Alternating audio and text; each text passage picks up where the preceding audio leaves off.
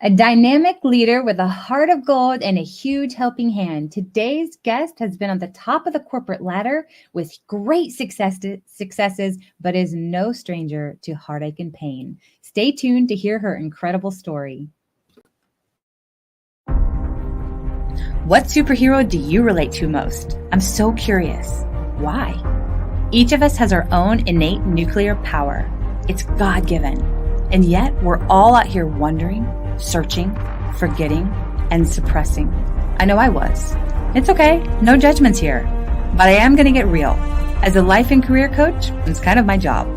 And you chose the show, so no one is forcing you. But the force is real. And the question I really want to ask is, what's your superpower? I'm Sharon Davenport. I've been called a real-life Wonder Woman. This show is designed to activate you alongside other superheroes. It's time that you arise, put your cape on, and fly.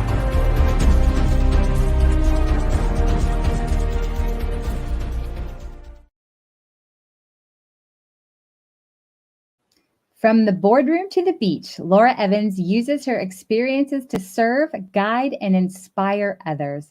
As a career advisor, she helps get you praised, promoted, and paid. Laura loves helping burned out professionals step into leadership, leverage teamwork, and navigate office politics. Founder of Trust Your Gut Feelings, she serves individuals in their unique journey for mental wellness by optimizing the mind-gut connection through a holistic platform of life-changing products, programs, and community of people. In just 3 years, this business has grown to over $25 million a year revenue, serving nearly 330,000 families each month. Laura uses the profits of her business to support the Willow Field Foundation, which provides mental health therapy scholarships. Welcome, Laura. We're delighted to have you here with us today. Thank you, Sharon. It's an honor for me to be here. Thank you so much. Oh, absolutely. I just adore you. And I'm sure that our listeners and our friends listening will too. And so, the question that I love to ask our guests who come on here is, who is your favorite superhero and why? Well, I grew up watching Wonder Woman and Batman. So I really sort of feel like my favorite superhero is a combination between the two. Oh. I loved all the animation of the pow pow in the Batman series. If any of you guys are in my age group or remember growing up watching that. And I just loved the empowerment of Wonder Woman that I felt like, it wasn't just a man that could be a superhero, that a woman could be a superhero too. So that would have to be my answer.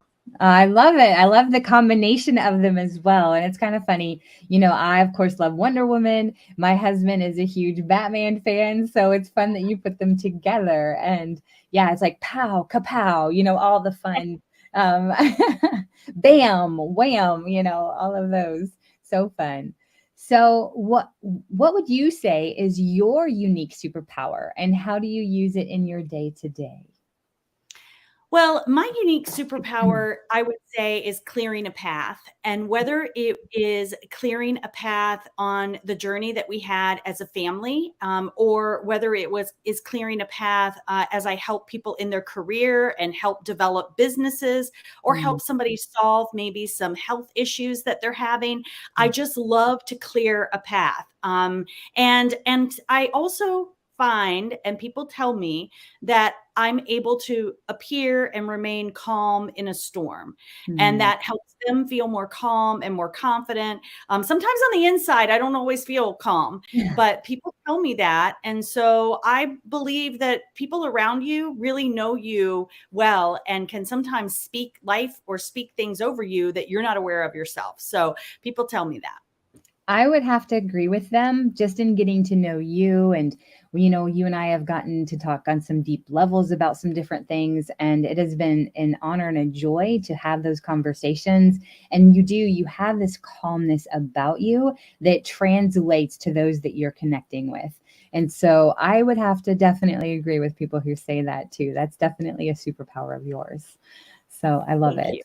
So I would love for our friends listening to be able to get to know you a little bit more, to be able to hear some of your story, because it is a powerful and dynamic personal story. And if you don't mind sharing about your personal story and about how you came to be connected with the Willow Field Foundation. Sure. So, as you mentioned in the intro, my background is being an executive. I was executive for some very major brands and even president for billion-dollar brands. So, I have to say that my career was a priority for me. And I felt like that was the way it was supposed to be because I was providing for our family through my Right. career. And I got to a place in life where I just felt really strongly convicted Mm, that I was out of balance in my priorities. And my children were growing up so fast. I'm a blessed mom of 4 children. And I just saw these milestones in their life flying by that I mm, was missing and missing and missing. And so I listened to that conviction of that I needed better balance. And I took a step in obedience to that of walking away from my career in a prime time of my career. wow. But I just trusted and believed, and I'm very faith based, and I trusted and Mhm. believed that God had a better, bigger plan for me, and I Absolutely. was just going to follow. And I knew my family was something that He had given to me, and that that was absolutely a priority and should be a priority in my life. Yes. So why I set that up is because within a year and a half of me walking away from my corporate position and being available more as a parent, building a business independently at home, one of Mhm. our teenage daughters attempted suicide, Mm, and that hurts, and her hurt mm, a lot, and not being able to figure out how to resolve it, and then thrown into what do we do, how do we help her, who do we go to, where do we mhm. go to. And we went through this journey as a family, and thankfully I will shortcut it real quickly to say this daughter's doing super well. She is at a university, she's studying to be a plant biologist, and Oh, she is doing really, really well. But it was her journey of healing around having been sexually abused and trafficked. And that's mm, right. We lived in a normal neighborhood, and these things happen in normal neighborhoods. This is wow. not just something that somebody's kidnapped, or what you may see. It happens normally. She never spent the night away from us. She was not with someone that had any kind of abuse record or was on any kind of a list. He was Mm, the most popular dad in the neighborhood. It was mm, her best friend's dad, and he used all of the children in inappropriate content creation and also abuse. So, so this journey for her, finding a mental health therapist that she connected with, was such a critical piece of the journey. And in fact, several times, I mean, we went through 6 different therapists, and several wow. times she wanted to walk away and say, no, I don't fit this one. I don't like this one. I don't feel comfortable telling my stuff to this one, or they don't get me. Mm, I don't need it. I don't want it. And I was very clear on, no, you do need someone you can talk to. And maybe it's not that person, but we're going to find the person for you. And that's my encouragement to parents in general, is find the right person that your child can connect with if your child needs therapy and someone to talk to. yeah. So we sat down, we picked out someone, and long story short, they created a great relationship. And my daughter's story of what she had been through, and she did prosecute her abusers. Every survivor's journey is different. Her choice Wow. was to prosecute in order to save other children that were at home. So she Incredible. prosecuted her abusers, and we did see justice in our proceedings. Mm, But she inspired this therapist to create a foundation that would provide mental health therapy scholarships for other especially abused children who didn't have access, because right. out of all the children that were abused in this situation, many of them did not have parents that could afford to go to whatever therapist they need, or that could encourage them to go seek therapy. And so my daughter was super grateful for what she had available, Right. and wanted to pay it forward. And that's what the Willowfield Foundation is. So that's what led us to it. Wow. Well, for those of you listening, that was a lot packed in there, right? Did you guys follow all of it? I mean, talk about from the corporate world and living at the top of your game. Excuse me. Choose deciding to step away while you're at the pinnacle of that to invest in your family. Which, Laura, that's what's so incredible is that it's really, you listened to the voice of the Holy Spirit. You listened to the promptings of God to do that, because you may not have been available to be able to be there for your daughter in the way that she needed during that time and all of those proceedings and everything that happened. Because we've talked a little bit more about this, the trial and all of this stuff, and that is a very stressful, very involved experience. And if you hadn't done that and stepped away from your corporate job at that time, you may not have been available to be able to walk through that with her to the extent that I know that it took. And so Right. I commend you in doing that and just in listening. So guys, those of you that are listening, if you are feeling like that you need to step away from something that you're involved with right now, or that you need to step into something that's calling you, don't hesitate. Take that next step. Take that action, because that's God. He's showing you, and you'll quickly learn, probably whether that was the right decision or not. And sometimes we do think it is, and we step into something, but that's where we have to trust that God's got us every step of the way too.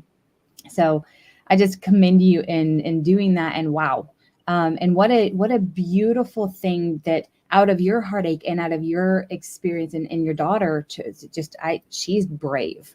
And I have so much respect for her in telling her story and going after those that harmed her and so many others. That takes a tremendous amount of grit and courage. So, wow. Yeah. So you've touched on it just a little bit, and I'd love to just hear from you a little bit more about this. But how has faith, been there and brought you through this journey and in your experiences in life in general? How has that come into play for you? Yeah, I think all of us would love to say anytime we felt that prompting, that we followed that prompting, and we've led that kind of spirit-filled journey in life of surrendering to the next thing, the next right thing that we feel prompted. But I can assure you that that is not my whole story. My life is not littered with that.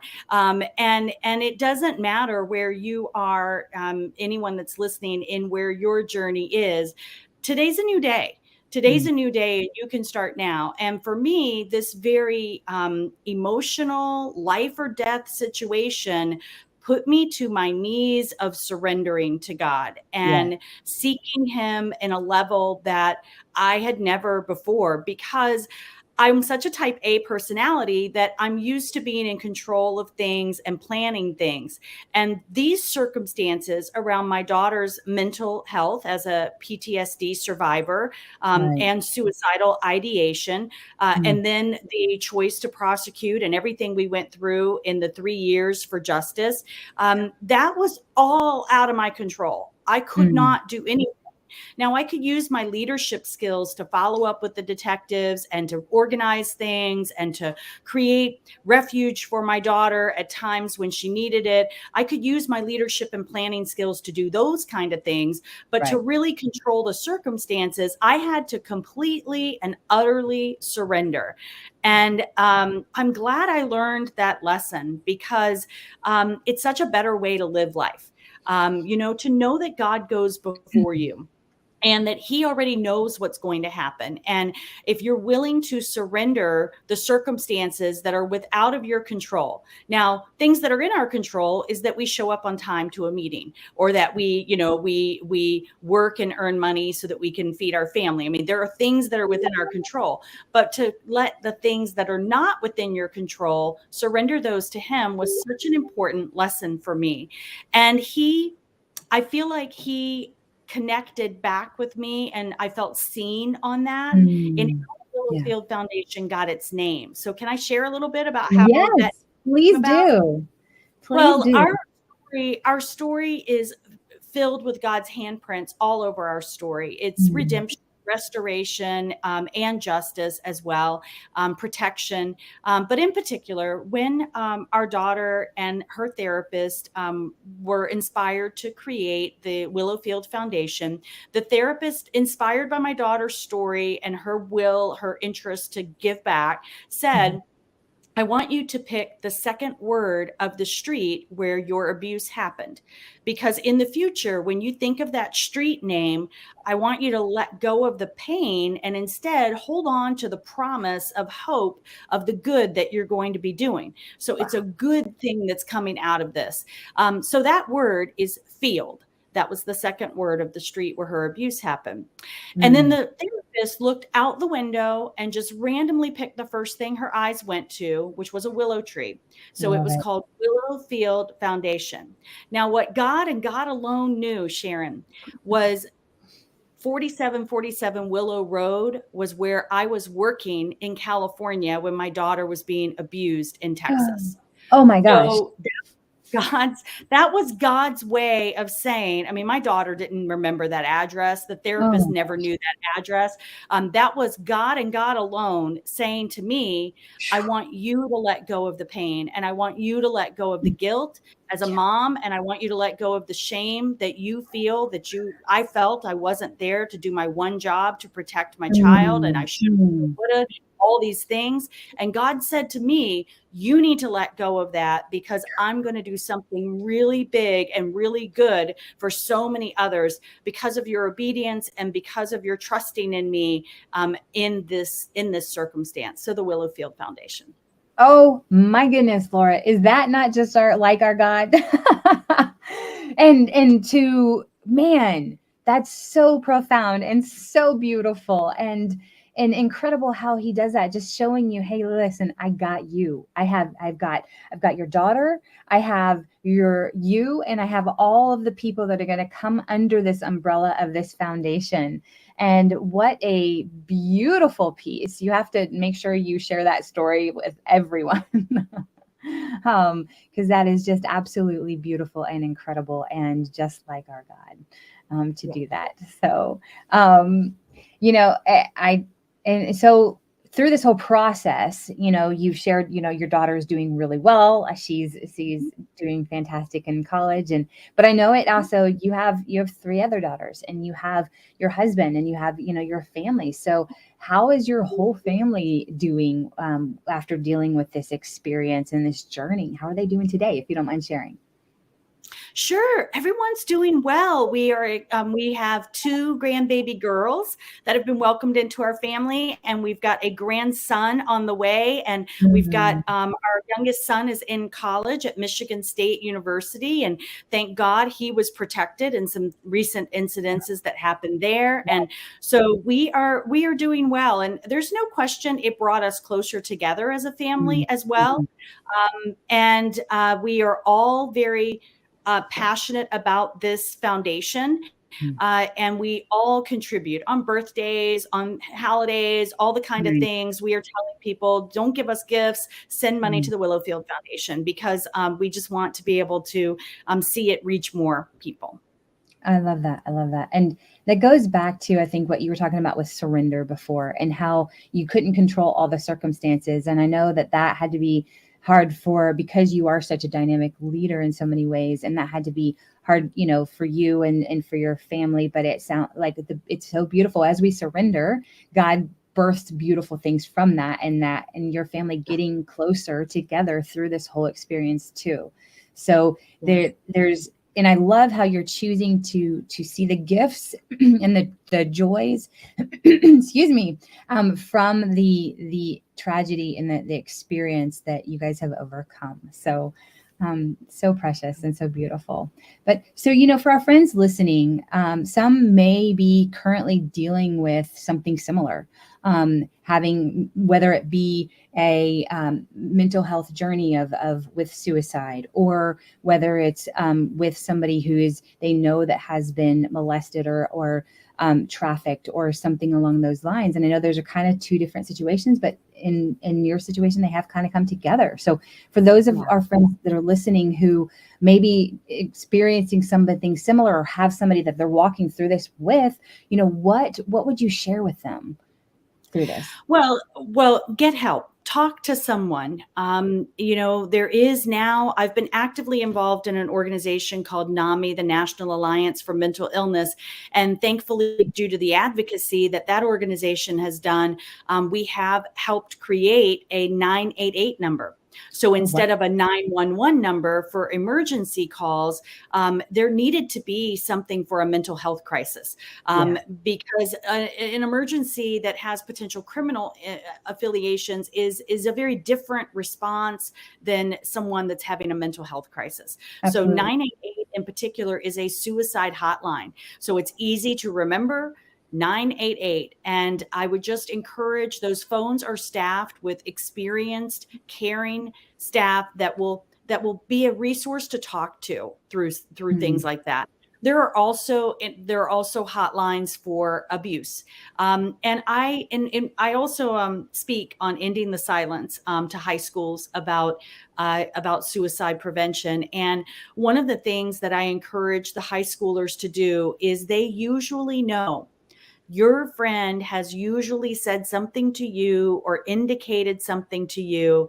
And in our particular story, but for the grace of God, that one of our daughter's friends came and alerted us before our daughter was able to proceed with her plans.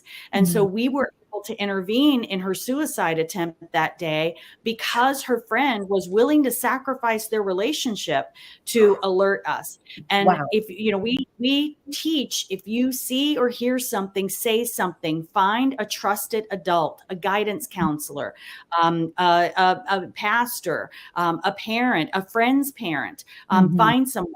And for those of us that are parents, I'm also a facilitator of Darkness to Light, which is a child sexual abuse prevention organization. They have amazing resources online, free resources that you can go and look at for how to begin talking with your children about what is okay and what's not okay, how to talk with your teen about how to ask, what is consent, how to get consent in of their dating life, and even what to do if you do have the child of one of your friends comes to you and says that they've been sexually abused. Where do you go? What do you do?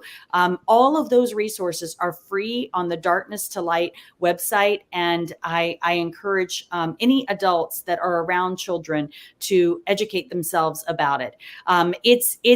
These things happen in the cloak of darkness. And when we get uncomfortable talking about these things, because these are not comfortable things to talk about, but when we get uncomfortable talking about it, we shine a bright light and expose it so that it has less power and control to hurt us and to hurt our family and our children.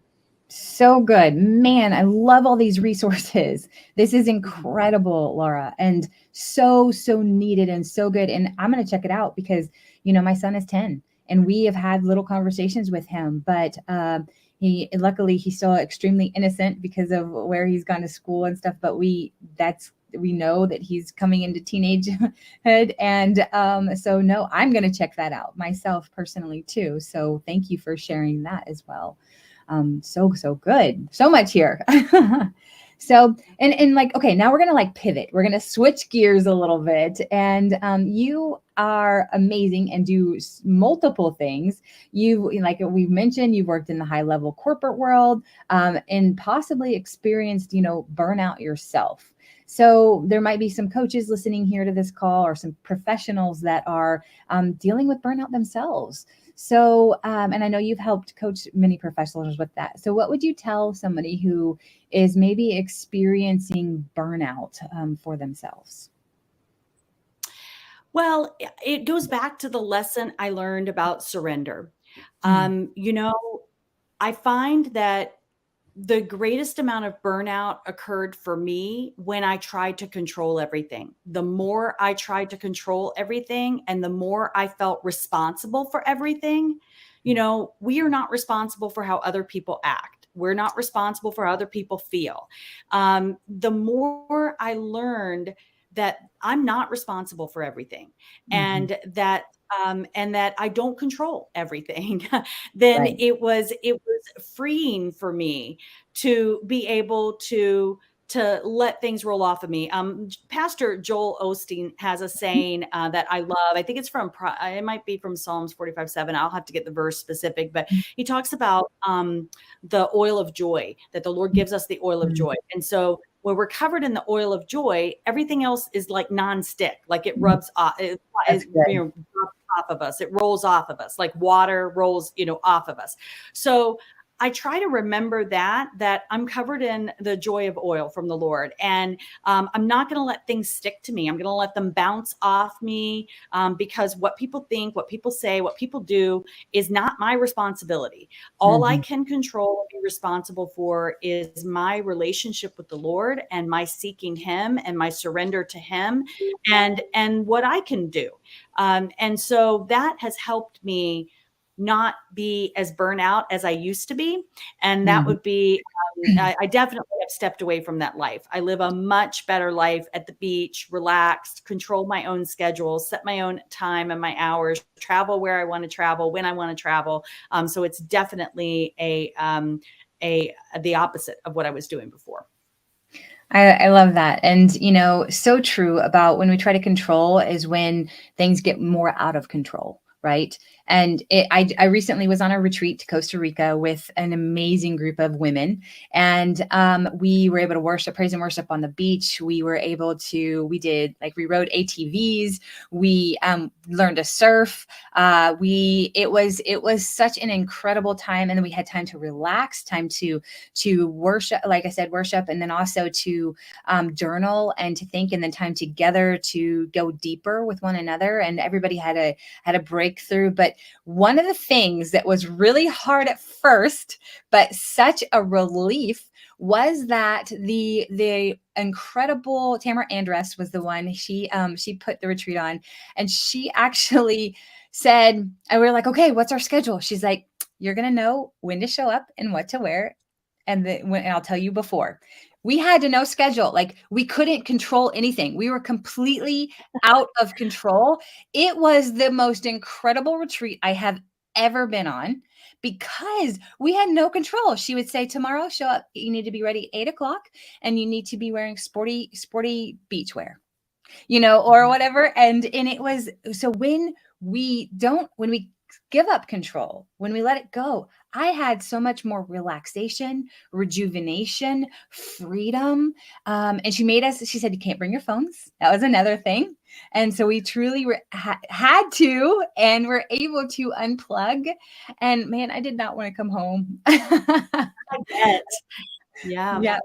So that Yeah. surrender, that was the closest thing to in a long time to have, of like being able to completely surrender, as in a physical sense. And it was such a joy, and there was so much Yeah. peace. And so that is, I think, a physical story of talking about what happens when we Yeah. surrender to God and we allow Him to be in control, and we're not trying to control everything. So Yes. so beautiful. So we're getting ready, as we're wrapping up here, Laura. Is there anything else that you would like to share with our friends listening before we say adieu for the day? Well, I would like to say, just on what you were sharing and us talking about surrendering and overcoming, or how to prevent burnout. I've Mm, also made it a practice to find one day, mm, one day as a Sabbath, and that was God's direction to us. And it right. doesn't have to be the same day every week, Mm, but find the day that I know. For me, I have a day in my calendar that I do my best. Now, occasionally travel or things will come up that sure. cause me to have to shift it to a different day, but I really work hard to make sure that it's not shifted to another month or another year. Mm, And just pick a day that you do truly unplug, that you put your phone away, even if it's just for, from from the time I wake up until, 5 p.m. Even if it's just daylight hours, I'm not going to be connected to my phone. The world will survive without me. And that's what's so freeing about it, is when we're constantly connected, we feel like the weight of the world is on our shoulders. And I would just encourage you, there's only one you. You're irreplaceably you, and you're called here for a purpose and for a reason. And the noise of life can get into that calling. So I would just encourage everyone to take good care of yourself, love yourself, make that time for that quiet time for you, that quiet time with your family, that quiet time with the Lord, and seek and ask him, how do you want me to show up in this season in my life? What is it that you want from me? And he will reveal that to you. Oh, so good. And just to piggyback on what you're saying there, actually it was last night. I was actually heard a friend talking about how doing a dopamine detox, because our phones actually, when we're checking it constantly, and we have certain apps, it has been scientifically proven that there are certain apps that are created to be addictive, but then also the likes and all of that stuff. And he was talking about like doing a dopamine detox of putting your phone and trying away and trying not to look at it. Sometimes it might be only half an hour, but then try to stretch that to an hour, then trying to do that for a couple hours and see how long you can go without a screen, the computer or the phone, and see how much more time is extended, and do that dopamine detox. And like you're saying, that one day, maybe that be your day to do a dopamine detox. It says he was talking about how it's proven you're more productive. You actually are less stressed. There's so much to that with doing a dopamine detox, and exactly what you're saying. So that's incredible. And, we were out of power here for 35 hours recently with some storms that came through. I felt like the days lasted forever because I still had my phone, but I really actually took that time just coming back from Costa Rica to not go to my phone and not to do that. And it was so refreshing. I had more conversations with family members. The neighbors were out talking. We connected. It was this incredible thing. And I was like, and we had, the weather was okay outside. It got a little chilly. We did a fire, but it was a beautiful thing. So exactly what you're saying, it's priceless to take those moments and remember what it's like to slow down and to unplug and detox a little bit. So, so good. Thank you so much, Laura. I love your passion. I love your wisdom. Thank you for sharing it with all of us. And guys, you can support the Willowfield Foundation by visiting their website, thewillowfieldfoundation.org. And also remember the number 988 if you have somebody with mental health issues or that is struggling there. As always, those of you, my friends listening, thank you for joining us today. And hey, listen, if this podcast brought you value or impacted you in a positive way, please like, comment, and subscribe, and share it with a friend that could benefit from it too. Thanks again, and we'll be back with our next amazing modern day superhero in approximately 2 weeks or so. Until then, and as always, go use your unique superpower to change someone's life for the better today. Thank you again, Laura, and bye for now. What superhero do you relate to most? I'm so curious. Why? Each of us has our own innate nuclear power. It's God-given. And yet we're all out here wondering, searching, forgetting, and suppressing. I know I was. It's okay. No judgments here. But I am going to get real. As a life and career coach, it's kind of my job. And you chose the show, so no one is forcing you. But the force is real. And the question I really want to ask is, what's your superpower? I'm Sharon Davenport. I've been called a real-life Wonder Woman. This show is designed to activate you alongside other superheroes. It's time that you arise, put your cape on, and fly.